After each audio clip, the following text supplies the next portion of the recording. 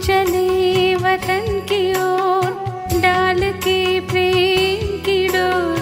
हम चले वतन की ओर डाल के प्रेम की डोर।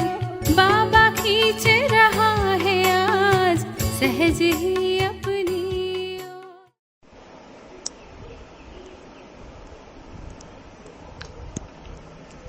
ஓம் சாந்தி.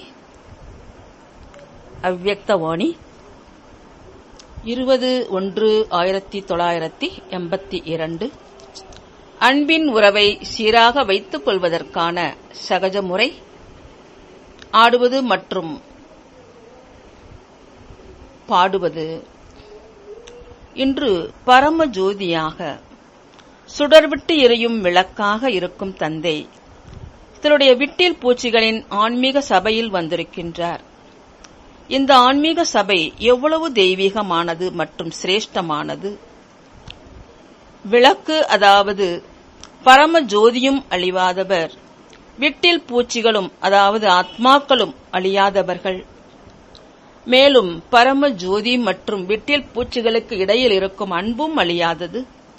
இந்த ஆன்மீக அன்பை பரம ஜோதியான விளக்கு மற்றும் விட்டில் பூச்சிகளை தவிர வேறு யாரும் தெரிந்து கொள்ள முடியாது. யாரெல்லாம் தெரிந்து கொண்டார்களோ அவர்கள் அன்பை முறையாக வைத்து நடந்து கொண்டார்கள். மேலும் அவர்கள்தான் அனைத்தையும் அடைந்தார்கள்.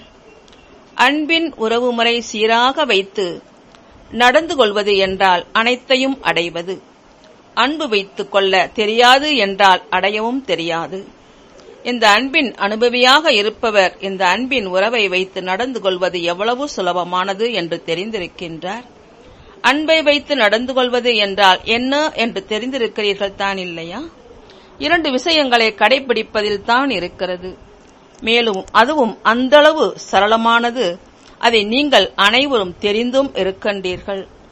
மேலும் அனைவரும் செய்யவும் முடியும். அந்த 2 விஷயங்கள் பாடல் பாடுவது மற்றும் நடனமாடுவது. நீங்கள் அனைவரும் இதன் அனுபவிகள் தான் இல்லையா? பாடுவது மற்றும் நடனமாடுவதோ அனைவருக்கும் பிடித்தமானதுதான் இல்லையா? அப்படியானால் இங்கே என்னதான் செய்ய வேண்டியதிருக்கின்றது? அமிர்த வேளையிலிருந்து பாடல் பாடுவதை தொடங்குகின்றீர்கள். தினசரி நடவடிக்கைகளில் கூட எழுந்திருப்பது கூட பாடல் மூலம் எழுந்திருக்கிறீர்கள். அப்படி தந்தையின் மற்றும் தன்னுடைய சிரேஷ்ட வாழ்க்கையின் மகிமையின் பாடலை பாடுங்கள். ஞானத்தின் பாடலை பாடுங்கள்.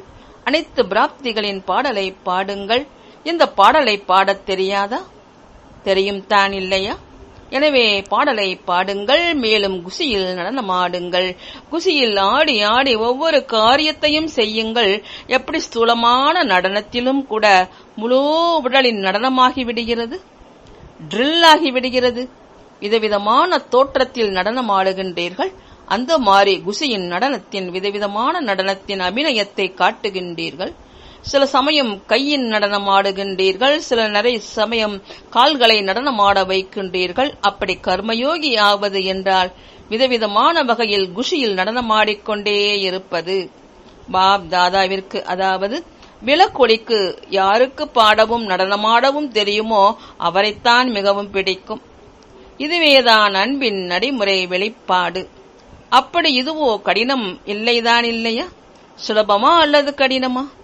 என்ன அனுபவம் ஆகின்றது? இப்பொழுது மதுபனில் நீங்கள் ஈசி ஈசி என்று கூறுகின்றீர்கள். மேலும் அங்கே சென்ற பிறகும் ஈசி ஈசி என்று கூறுவீர்கள் இல்லையா? அங்கே சென்று மாறிவிட மாட்டீர்களே.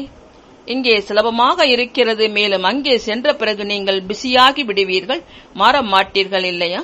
இங்கே ஈஸியாக இருக்கிறது, அங்கே பிஸியாகி விடுவீர்கள். ஆனால் சுலபமாக பாடுவதும் ஆடுவதிலேயே பிஸியாக இருப்பீர்கள் தான் இல்லையா? எப்பொழுதுமே காதுகளில் இதே இனிமையான இசையை கேட்டுக்கொண்டே இருக்க வேண்டும். ஏனென்றால் பாடுவது மற்றும் ஆடுவதின் கூடவே இசையும் வேண்டும் தான் இல்லையா? எந்த இசையை கேட்டுக்கொண்டே இருப்பீர்கள்? முரளில் கூட சாரமாக ஒவ்வொரு முரளியிலும் பாப் தாதா இனிமையான குழந்தைகளே, செல்லமான குழந்தைகளே, கண்டெடுக்கப்பட்ட குழந்தைகளே என்று கூறி என்ன அன்பு நினைவுகளை கூறுகின்றாரோ இந்த தந்தையின் அன்பின் இசையை எப்பொழுதும் காதுகளில் கேட்டுக்கொண்டே இருங்கள். பிறகு மற்ற விஷயங்களை கேட்டாலும் கூட உங்களுக்கு அது புரியாது, புத்தியில் அது வராது.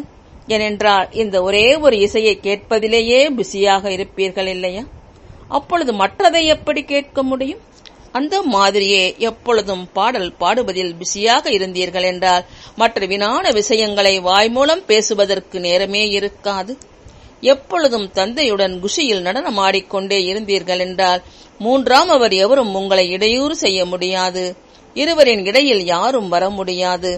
அப்படி மாயாவை வென்றவராக ஆகியே விட்டீர்கள் இல்லையா?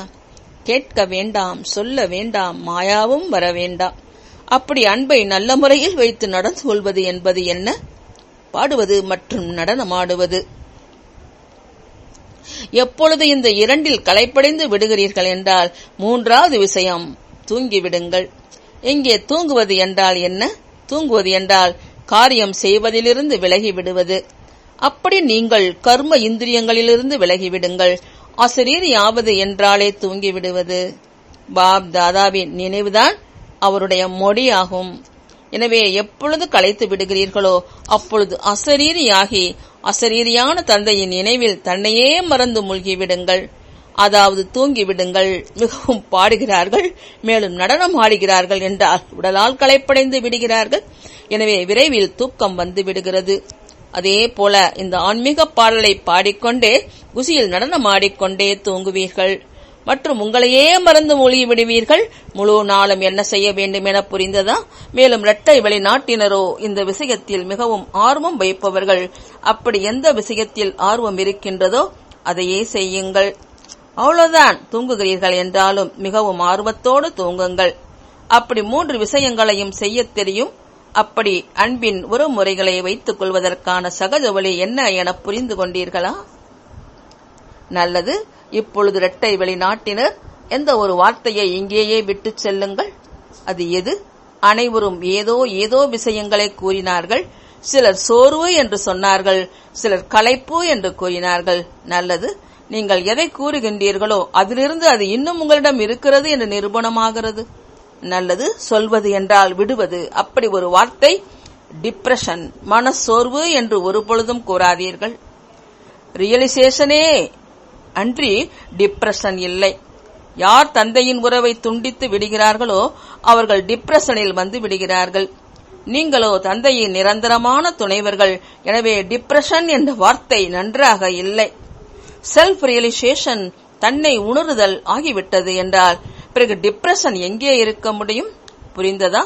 எப்பொழுது துவாபரிகம் முடிந்து கலியுகம் தொடங்கிவிட்ட பிறகு வேண்டுமென்றால் இருக்கலாம். அந்த காலம் வரையிலாவது இதை உங்களிடமிருந்து துண்டித்து விடுங்கள்.